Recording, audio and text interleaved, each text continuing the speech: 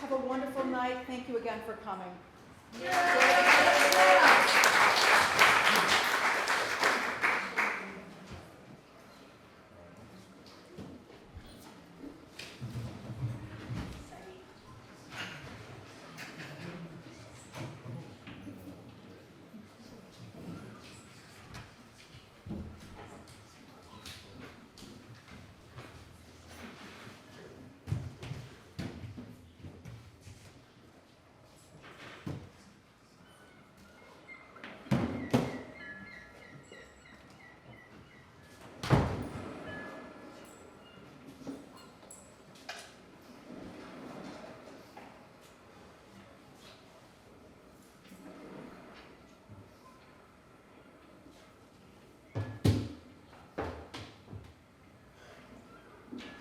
I've heard that people die 3 times.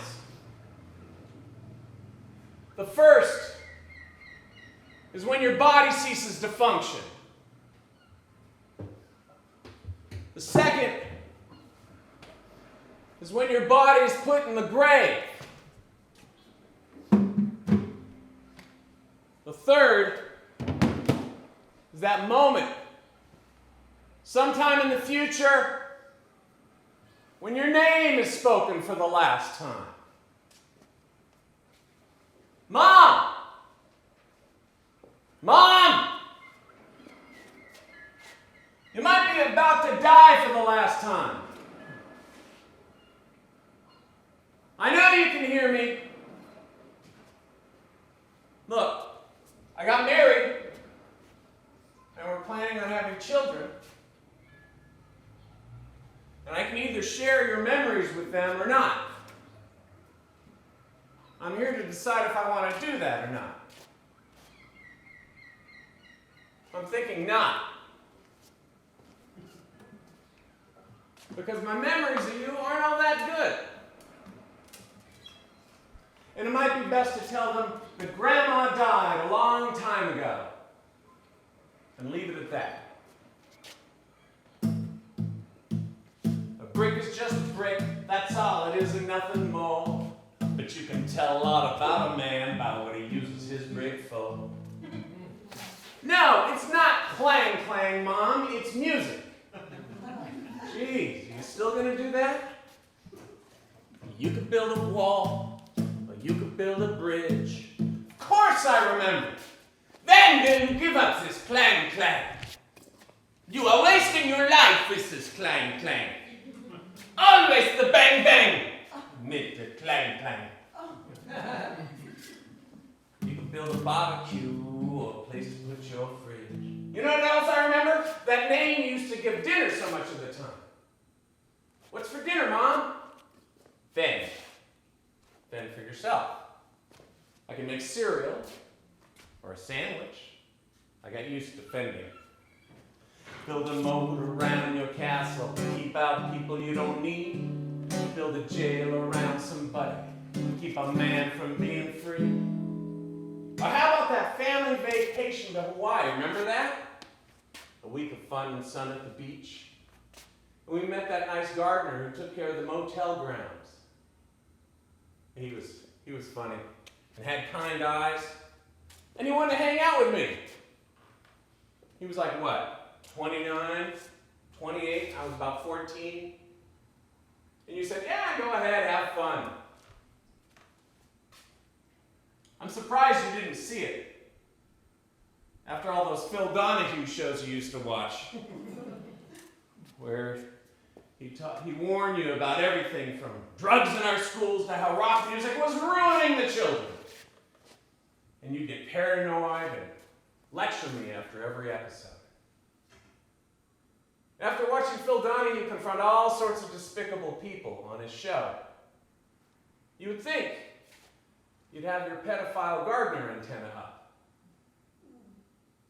But you didn't. I had to fend.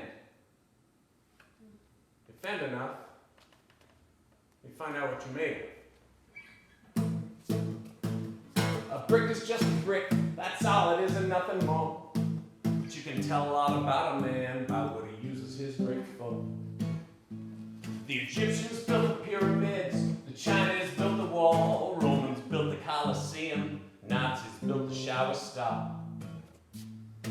uses a tablet to write the 10 Commandments down for when they drop the bomb to build a shelter underground. So many possibilities, so many ways to go. You can use them as a canvas, just like Michelangelo. A set one on your mantle, a memento from the war. Yeah, you can tell a lot about a man by what he uses his brick for. Yeah. Well, you can smash a family heirloom, you can break a chandelier, you can knock somebody off just to further your career, or build a sacred shrine draped in rosary and lace, and you can build a tombstone for your final resting place. It's true, a brick is just a brick. Can't be confused as nothing more. Yeah, but you could tell a lot about a man by what he uses his brick for.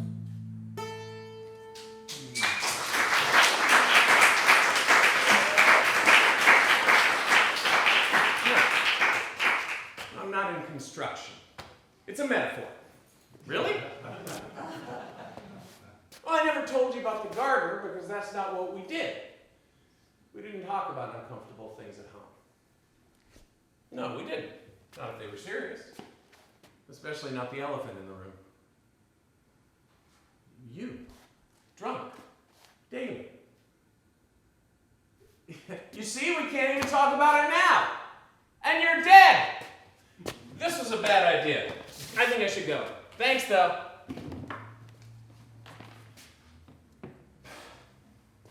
Okay. I'll stay.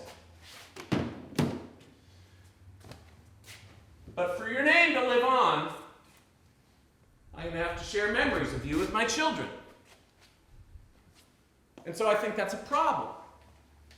Because the gardener was a memory. And I won't be sharing that. You want another one? Here's one. This happened pretty much throughout high school. He would make me stay up to tell me what a loser I was. Yeah, I still remember it. You'd be curled up in your nightgown with that glass of rum in your hand. I can still hear the ice cubes clinking as you would draw it to your lips.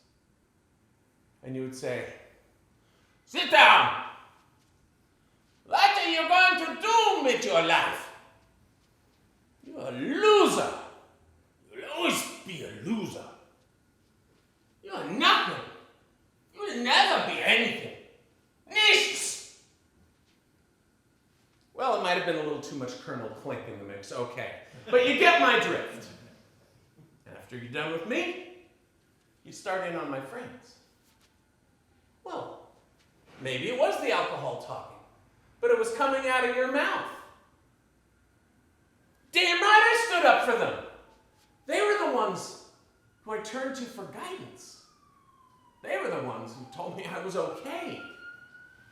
They were the ones who loved me unconditionally. They were my family. You weren't my family. We would do things, stuff I never told you about. Well, no, I'm not going to tell you now. We're here to talk about your third death. No, this is my time. Okay, one story. I'll tell you one story, and that's it. There was the day we stole Steve Martin. Yeah, we did. Tried to, anyway. There was this little record store. The kind you don't see anymore. With big comfy couches by the magazine rack and shag rugs on the floor. They had a stand-up record promo of a man about 5 foot tall, wearing fake nose and glasses and an arrow through his head, with an album called Let's Get Small. Oh, the manager there was big and tough as nails, and told us no, we couldn't have it, and no, it wasn't for sale. Oh, but we knew we had to have it. We were 3 of his biggest fans, so we decided to steal Steve Martin. And we devised the perfect plan.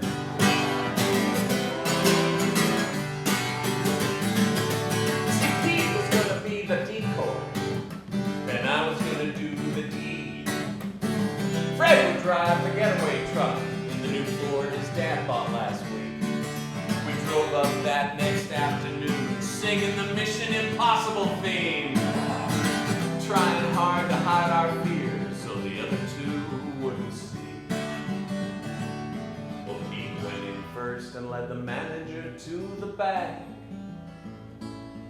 to look for an obscure Coleman Hawkins record we knew they wouldn't have.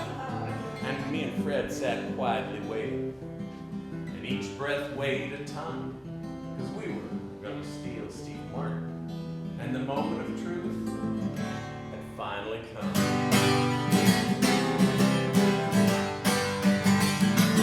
Well, I slipped on my red ski mask and boldly walked into the store. I said, "I'll just be taking this." Then I ran like hell out the door. I backflipped into the truck bed with the Holy Grail in my hand, and I signaled to the driver, "Come on, take us to the promised land." It must have been 10 seconds, but it seemed like it lasted a year. Waiting for that truck to move, 'cause Fred couldn't find first gear. Well, the manager came out like a freight train. He reached down and grabbed the cardboard sleeve. Then he looked at me straight in the eye and said, "Get out of here, you friggin' thieves." But he didn't say friggin'.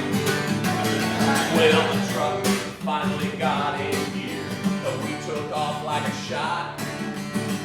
Drove around the corner to the bowling alley parking lot. Pete walked up, and then we all shared our stories, laughing about the one that got away and our near brush with glory. We hopped back in the truck and went searching for something new. 3 heads silhouetted in the window, driving down the avenue.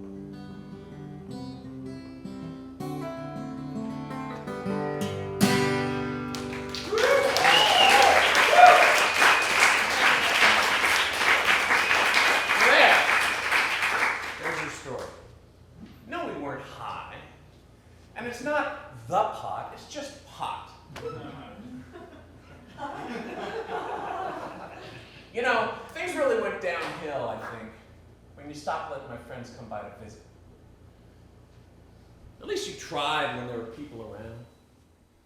But when you said, "I don't want your hooligan friends anymore in this house," it started to be a darker place. I didn't know what was waiting for me anymore when I'd get home. Well, you were getting sicker and sicker. Oh, come on, we never got in trouble. We stayed out of trouble. We were in drama club.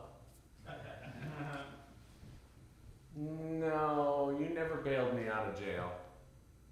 Wait a second, that's not how it happened. No, you don't know the real story. You want to know the real story? Fine. I'll tell you the real story. High school, 1979. I'm in the car with Pete and Fred. Driving home stoned from a midnight movie, Night of the Living Dead. Cops on our tail finally pull us over, but we haven't done anything wrong. I open the door, throw my arms wide open and say, "What? What do you want?" I could have thought that through a little better. They were not at all pleased. Well, if the cops found the weed, my life would be over. You and Dad had assured my demise. Cops say, "We know you stole a car stereo." We laugh and say, "You got the wrong guys." But they took us and booked us and took us in jail for something we hadn't done. We had no doubt that the truth would come out, but we thought we'd have ourselves a little fun. We were jailbirds singing in jail, gave the the cops a concert for free. Folsom Prison Blues and jailhouse rock tie ribbon around the old oak tree. We were jailbirds singing in jail, harmonies and everything. You gotta make the best of a bad situation. That's why the cage bird sings. Oh yeah, that's why the cage bird sings. They said, shut up! You know, what are you gonna do? You already threw us in jail. Oh, we can strip you down naked, take you downstairs, and put you each in a solitary cell. Well, if you put it that way, reason Fred, it's intermission time, give or take. Well, it's a union gig, Pete smiled and said. 3 songs, now a 12-hour break. We weren't actually in the union, but we were jailbirds singing in jail. Gave the cops a concert for free. Folsom Prison Blues and jailhouse rock tie ribbon around the old oak tree. We were jailbirds singing in jail, harmonies and everything.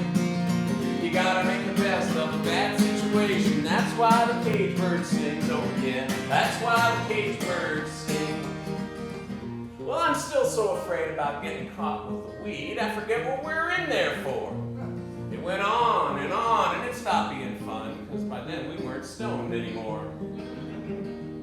Well, Fred had had enough, and he told them the truth about my parents, the weed, the whole bit. They couldn't care less. They wanted us to confess to a burglary we didn't commit. Well, the cops maintained that they didn't believe us, but they let us go just the same. Our parents all said when they came to retrieve us, you've ruined the family name. The very next night at the graduation dinner, every girl wanted to know, are you guys all right? What happened last night? We were the stars of the show. Their parents were not at all pleased. Well, the next day we went down to get my car, $100 at the impound lot. Just as Pete got in the back seat, Fred opened up the glove box. And like magic, there was the bag of weed. The cops never even took the thing. So we rolled one up, and I hit the gas. Hey, you should have heard those knocked out jailbirds sing. We were jailbirds singing in jail. Gave the cops a concert for free. Folsom Prison Blues and jailhouse rock tie ribbon around the old oak tree. We were jailbirds singing in jail, harmonies and everything. You gotta make the best of a bad situation. That's why the cage bird sings. Oh yeah, that's why the cage bird sings. Thank you.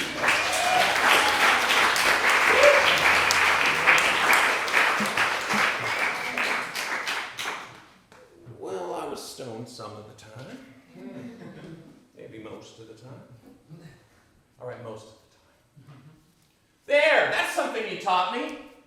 Addiction. Congratulations. Most things I had to learn on my own. Like the facts of life, I learned that from the movies. I got my sex education from the Rocky Horror Picture Show. No, you're right. There was that one time we had the sex talk.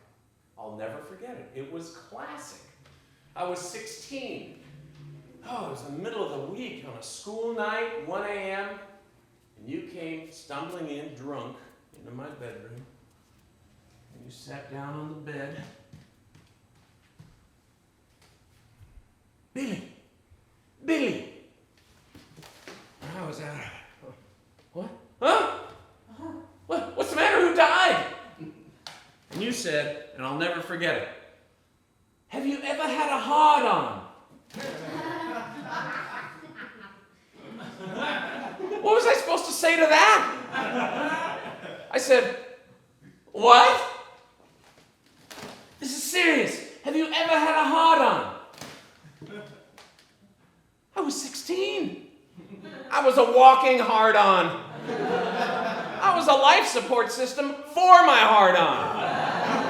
Not something I wanted to tell my mother. But I said, yeah, I've had a hard-on. And you got flustered and stumbled out. And that was you teaching me about the facts of life.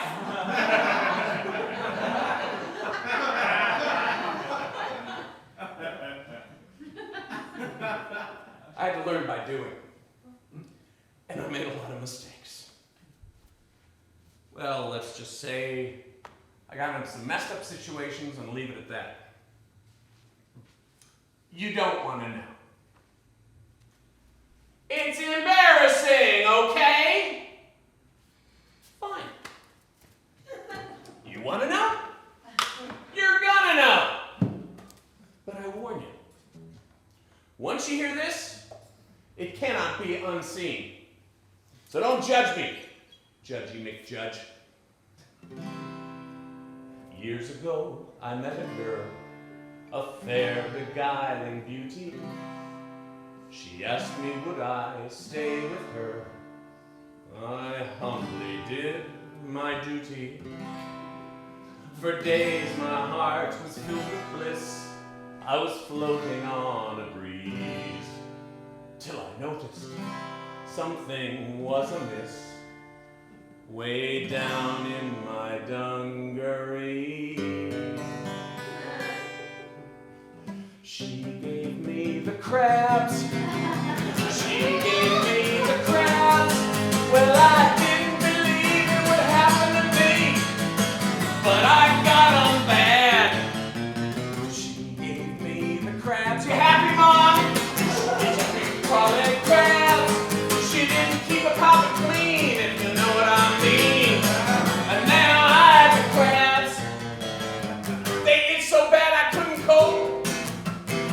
I washed and scrubbed with lava soap. Once I checked again down there, the crabs were crawling everywhere. I went to the drugstore for the cure. They said that it would work for sure. But 2 days later they were back, having a picnic on my sack. That's a fact! She gave me the crabs.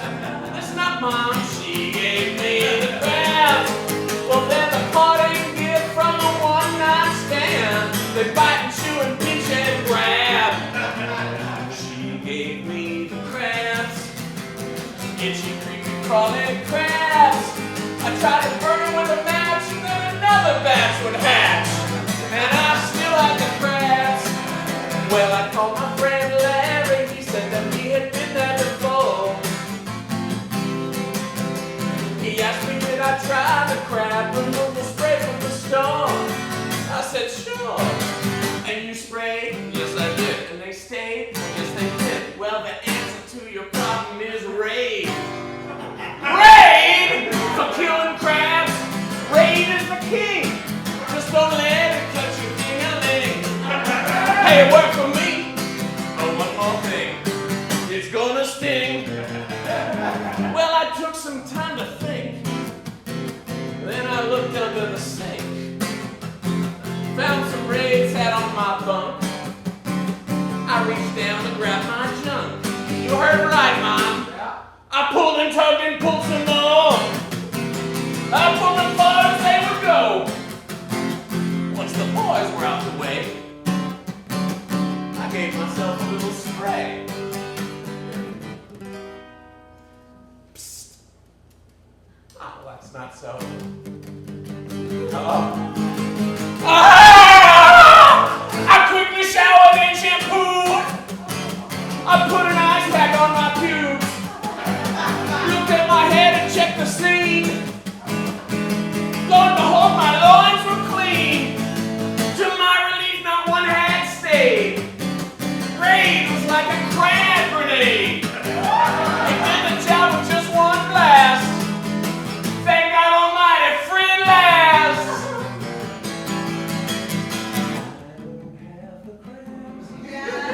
I don't have the crabs. Now don't you try this at home. They now have safe healing foam that they make in medical labs. I don't have the crabs. Itchy, creepy, crawling crabs. Now I'm spick and span, so ladies, I'm your man. 'Cause I don't have the crabs. I called Larry to tell him thanks. He said, that's what friends are for. Remember, keep away from skanks. And you won't forget the crabs anymore. No crabs no more.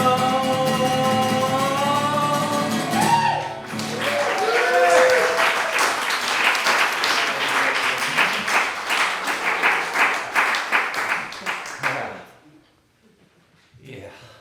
No, I don't want to hear about your sex stories, Mom. Thanks. No. Bad idea. Hey, oh, you're my mom. Gross. I'm changing the subject.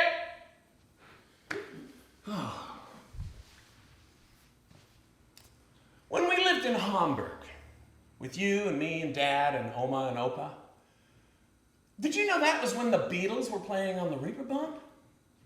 Yeah, well, they weren't famous. They were just a bar band. Why didn't you take me to see them?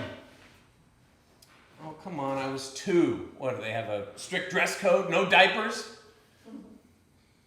You could have snuck me in. Well, it just would have been cool to tell people that I saw the Beatles play in Hamburg. Yeah, I remember a lot about that time. I remember we lived next to a forest. And Opa would take me on walks into the forest. And we would find a clearing, and he would tell me German fairy tales. Oh, they were brutal. Der Struwwelpeter, yes! Oh my God, I still have nightmares. There was the story about the little boy who sucked his thumbs, and his mother said, "You better not suck your thumbs or the man will come." And the man came in the middle of the night with giant scissors and snipped off the boy's thumbs. And in color on the last page, there's the drawing of the little boy with little bloody thummy stumps bleeding out. And the little girl played with matches. Oh man, the last picture of her is a pile of smoldering ash with 2 little shoes next to it. And there was the brave rabbit hunter.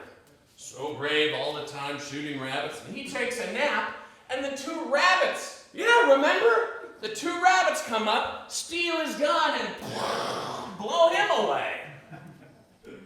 In America, it's, and they lived happily ever after. In Germany, und dann starb er. And then he died.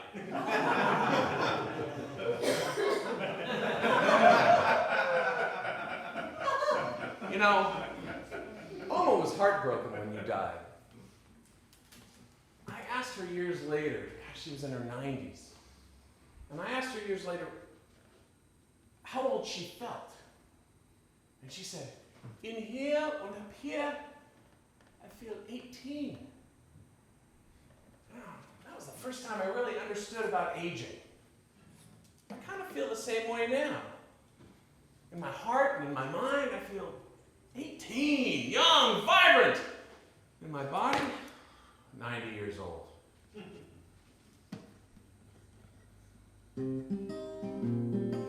There's something to be said about getting older, Mom.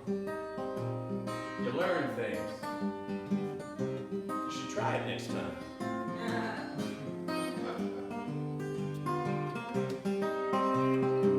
2 crows sitting on a barbed wire fence. Old one says, "I see Farmer John. I like to get some corn, but it don't make no sense. Not while he's out watching the farm." Young crow says, "Man, you should get your eyes checked. That's a scarecrow out there in the corn." I ain't afraid of old Farmer John's tricks. I knowed about the scarecrow since the day I was born. And he said, "Ooh, and it don't scare me," he said, "Ooh, and it don't scare me, no." Said it don't scare me, it don't scare me at all. 2 crows sitting on a barbed wire fence. Old one says, "Is that so? Well, it looks to me like he's been moving around. I don't believe it's a reasonable time to go." Young crow says, "Man, you must be blind. That's the wind blowing those raggedy old clothes. And I got a taste of sweet corn more that's heavy on my mind. If you're afraid of a scarecrow, well, you could just starve, I suppose. And he said, and it don't scare me, he said. Said it don't scare me. Said it don't scare me. It don't scare me at all. Young Crow says, I'll race you. Old Crow, he said no. Young Crow looked him right in the eye and said, 1, 2, 3, go. Before the old crow knew it, young Crow began to fly. And then blam, blam, blam, come the buckshot. Young Crow fall from the sky.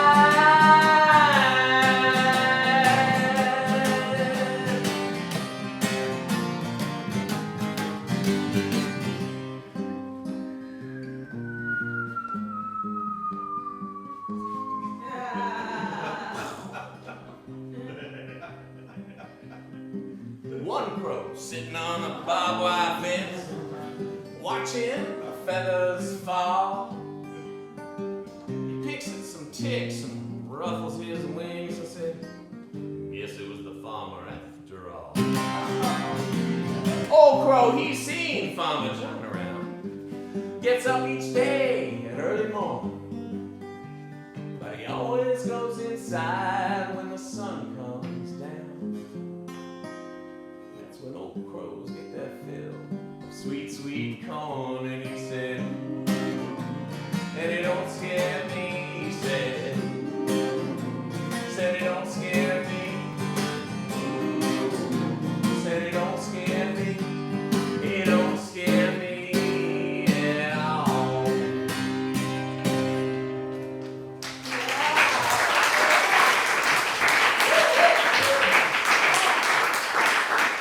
Yeah.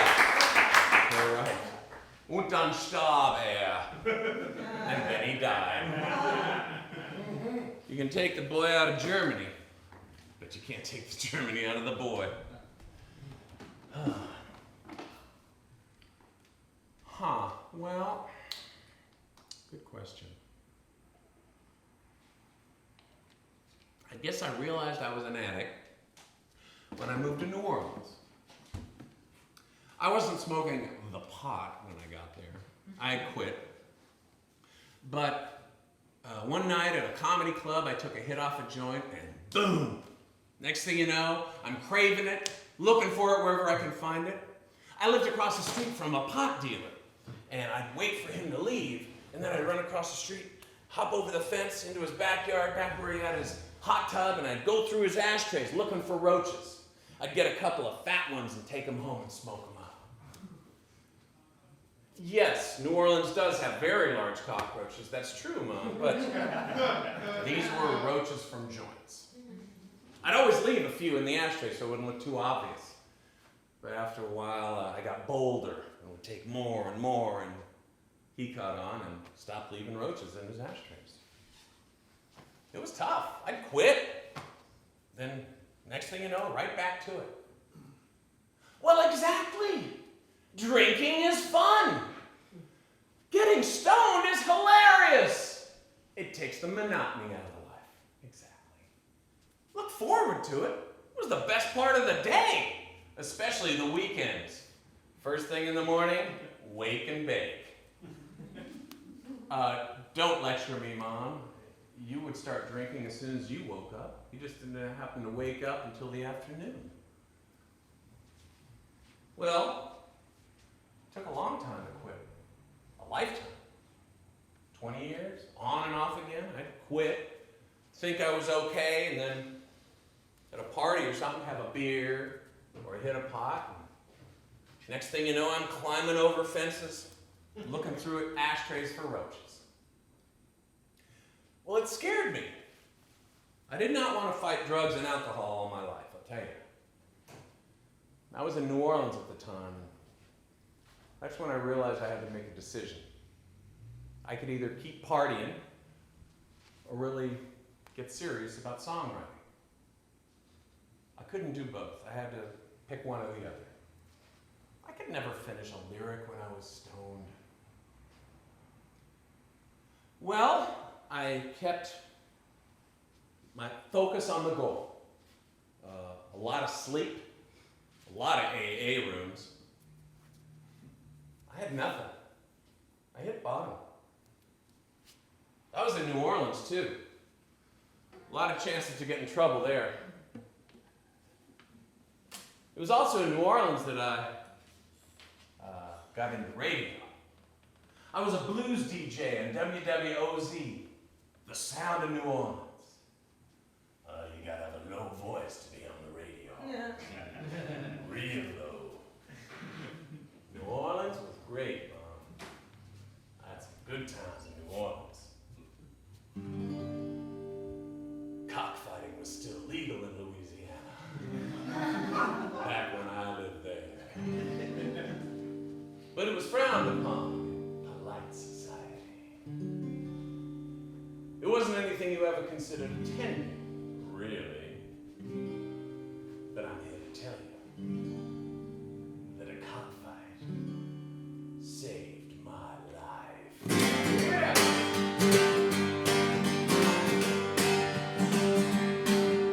Tickfaw, Louisiana was a little bitty town about an hour out of New Orleans. Not much there but the family prayer before every plate of rice and beans. I had a couple of friends who were going to attend an extraordinary kind of show. They were going to a cockfighting Tickfaw. And they asked me, did I want to go? I said, I don't know. Well, I usually am a compassionate man. Don't like to see any animal harm. But I'm also not shy when there's something new to try, although I might be alarmed. What's the atmosphere? Smell? Where is it held? Curiosity got under my skin. Did I want to see a cockfighting Tickfaw? Well, maybe not. Count me in.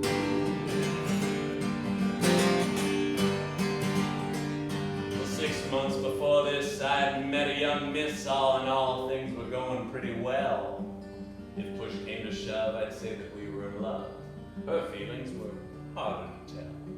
But we had both made a promise to always be honest, and I was going to put that to the test and tell her about the cockfighting Tickfaw. It was a dicey proposition at best.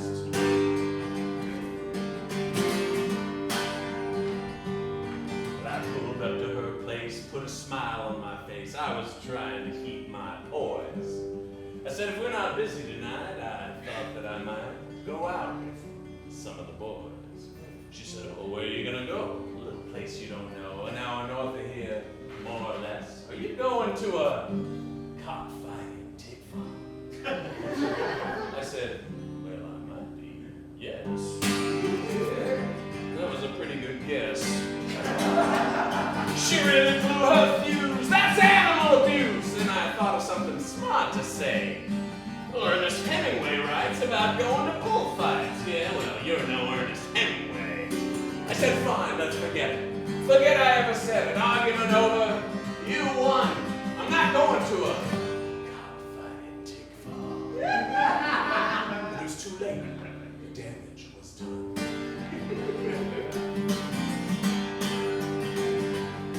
She was judge and jury and unleashed her fury for a crime I didn't even commit.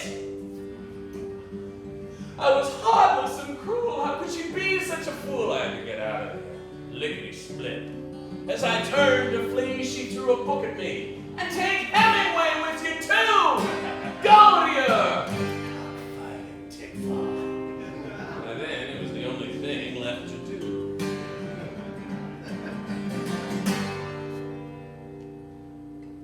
They were screeching and crying, and feathers were flying. It's a nightmare that stays with me yet. I never did see that cockfight. But that woman could sure get upset. And if you ask me, the truth will set you free. We might have been man and wife if it wasn't for that cockfighting Tickfaw. Cockfighting Tickfaw. If it wasn't for that cockfighting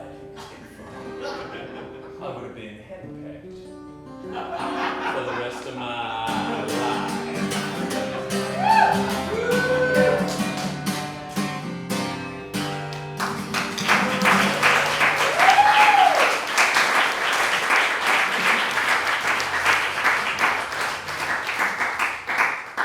Yeah, no, she wasn't the right girl. But it worked out for both of us. Now she's a lesbian.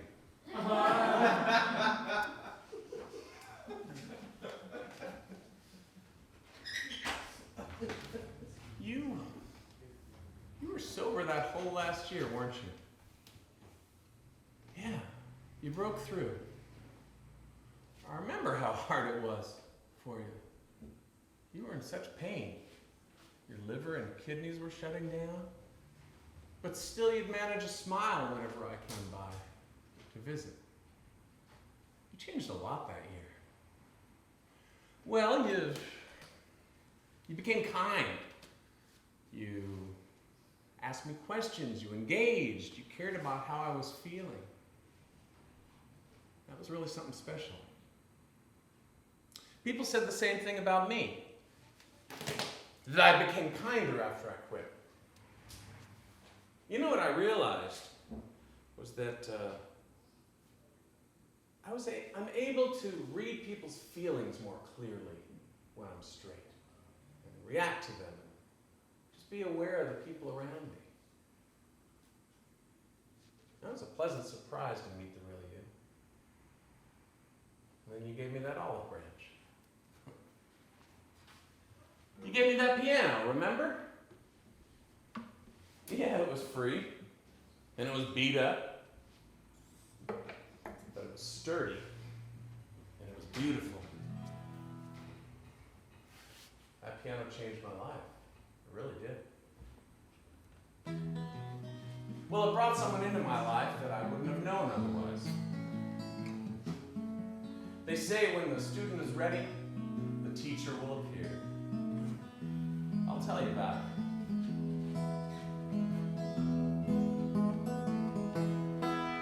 Well, I found her in a phone book between physicians and picture frames. She showed up wearing parachute pants. Her hair was gray and pixie cut and had a cowlick sticking up. Her t-shirt said, "Viva la France." The one on the left was looking straight at me, but the other one didn't even try. "Let's take a peek at that old upright and see what we can see," said the piano tuner with the lazy eye. It was an old Draper and Sons from 1917 with original strings and ivory keys. And she opened up a leather wrap and laid the tools out on her lap and said, "I love to work on these." I asked her, could I watch her? In fact, that's what she preferred. Most people leave, she said. I don't know why. So I made some coffee for me and a cup of jasmine tea for the piano tuner with the lazy eye. And oh, when she started to play, well, it sounded like an old rusty horn on an old Chevrolet. But oh, she said, if I don't break a string, I'm going to teach this piano to sing. Well, I asked her what she did when the piano tuning is done. I go to jail, she said, that's what I do. My husband's in there for killing a man, that's why the visits to jail began. He did it too. He's the most honest man that I've ever known, and murder is the most honest crime. Jails are full of honest murderers and lying thieves, said the piano tuner with the lazy eye. Then she talked about her years in the county mental ward. She said, my family got me in that mess. I wasn't crazy, that's the thing. It's just I always like to sing. Too happy for my own good, I guess. You had to act real cool, or they'd send you off to state. That's one ticket I didn't want to buy.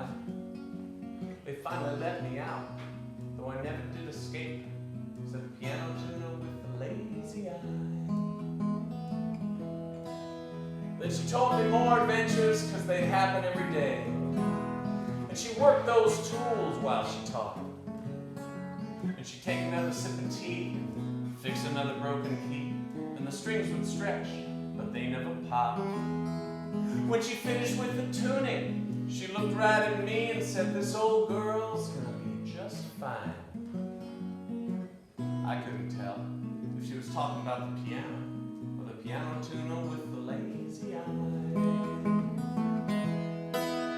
Then oh, the music she played was like sunrise and fireflies and lemonade.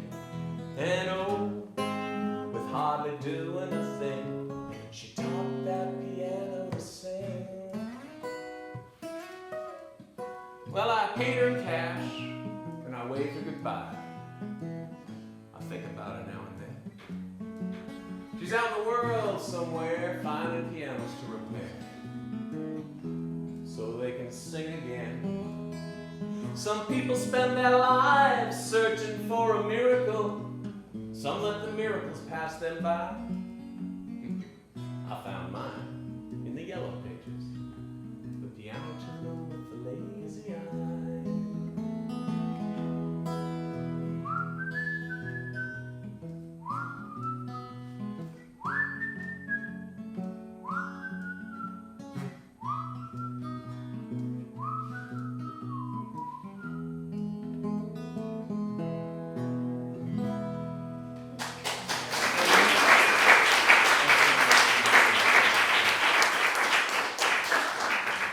Thanks, Mom. You played the piano when you were a kid? You played the clang clang? Did your parents tell you, "You will never make a living with the clang clang"? No, I guess not. I forget sometimes what you went through during the war.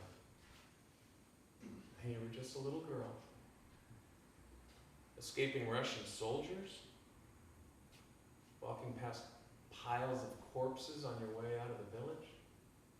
No food, dirty water. I guess compared to surviving the war, me trying to follow my dreams might seem a little frivolous. But it's my life. I may not always make a living at it, but it's my life. My wife? Her name's Jillian. She's wonderful. She's smart and she's funny, and she doesn't drink. Well, maybe a margarita once a year, but she's not like you and me. You would really like her. And we have a sweet pup at home and a cat. Yeah, I'm still allergic to cats. Jillian had a cat. I've learned to pick my battles. And we're planning on having children. Yes, she knows how old I am. Yes, she's very charitable. Thank you. No, she didn't lose a bet.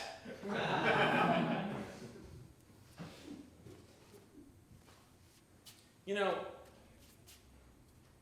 I'm starting what might be the very best part of my whole life. And I'm the same age you were when you died. You missed out on a lot.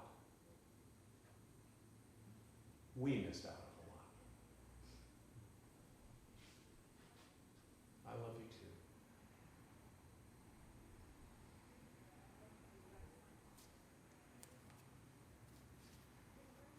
You know, I plan to come out here and end this. No more memories, no more you, just let you float on out to sea. And you got me to share my stories with you, share my life with you, share my music. Thank you.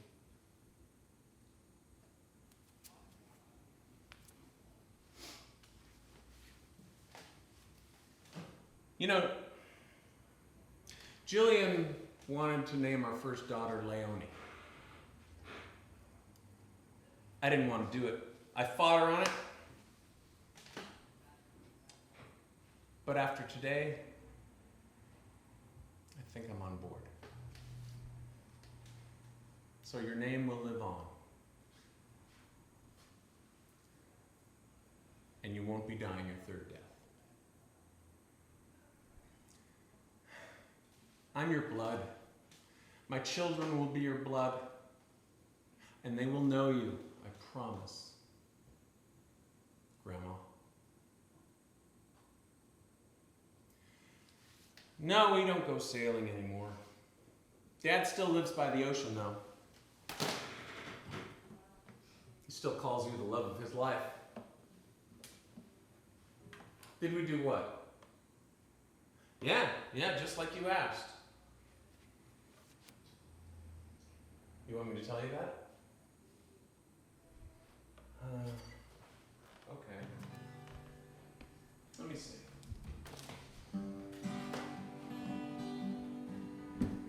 The sun was hid that morning beneath a coat of gray. We all met on the rental dock with our basket and bouquet. And no one had to say out loud that your time had come too soon. Too soon for us, but not soon enough for you. Ooh, your time had not come soon enough for you. The captain tried to say some words. He couldn't have known you well, 'cause he was quoting from the Bible, as far as I can tell. His words were for the living, and I knew that he meant well. But I could hear you laughing in the ringing bells. I heard you laughing in the ringing bells. Rose petals and ashes floating out to sea. Home on the water, far away from me. Goodbye, goodbye, sweet mystery. Well, the boat came rolling back to port. No one said a word. I know that I was busy thinking how life is so absurd. To take you before I had the chance to prove what I could do. And leave me with a rock inside that will not be moved. There's a rock inside of me that will not move. Rose petals and ashes floating out to sea. Home on the water, far away from me.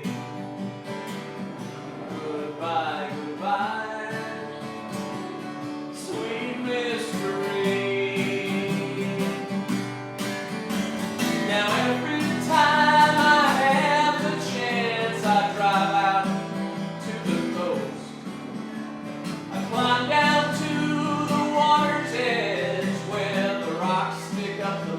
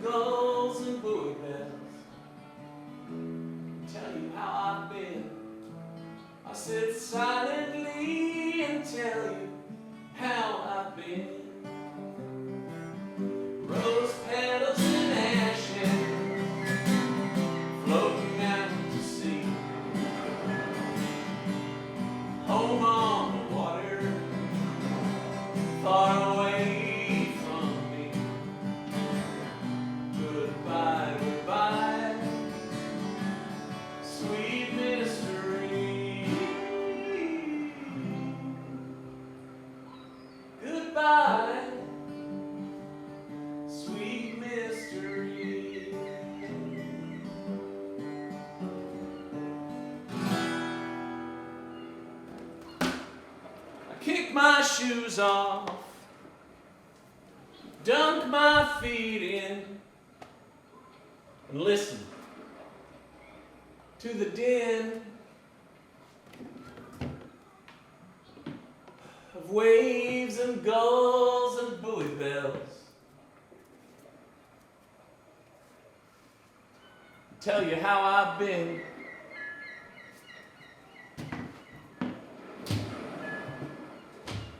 I sit silently and tell you how I've been. I've been good, Mom. I've been real good.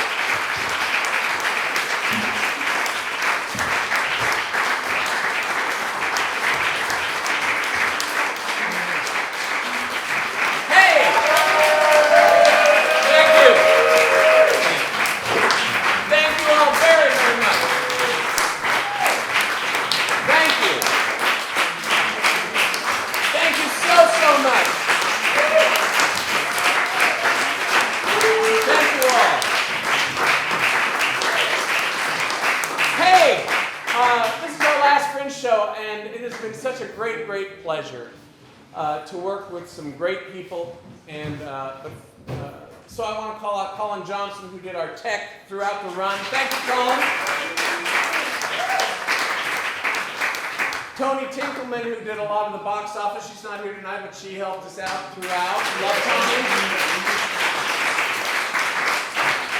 And you all met her on the way, and my beautiful wife Jillian. Thank you for helping the box office.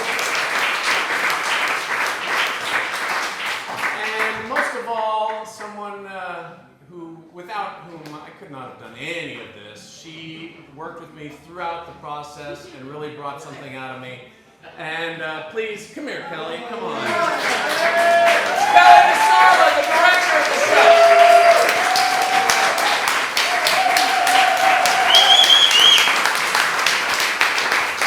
And last but not least, but actually most but not least, you guys who slept out here, find the parking, come twice because you couldn't get parking the first time. Worked so hard, I know what it's like, and it really means a lot to me, and I want to thank each and every one of you for taking the time to come out and share your time with me. I don't take that lightly. I really, really appreciate it. Are we the last show tonight? Do we still need to meet out in the back? Yeah.